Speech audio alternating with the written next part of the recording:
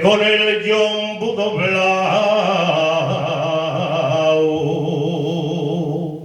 sobre la tierra traballa.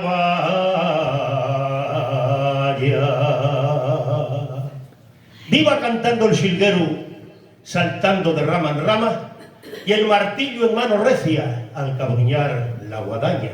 Canta la sidra en el vaso, de lejos suena la gaita, ladra el perro, muge el chato, la ovella bala que bala, y a la sinfonía de voces y sones de la quintana, y el mozo uniéndose al coro, también su tonada canta.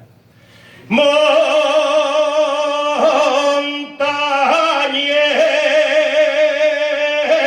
con reciedumbre, valles de suave llanada, campos que son armonía de colores que se enlazan y van del oro moreno, del trigo centeno escanda, desde el río que se mece hasta el maizal esmeralda. Torrenteres, saltarines, fuentes con voz de plegaria, aromas de campos verdes y olores de pomarada. Así esta Asturias mía, esta Asturias aldeana, que con el yombo doblao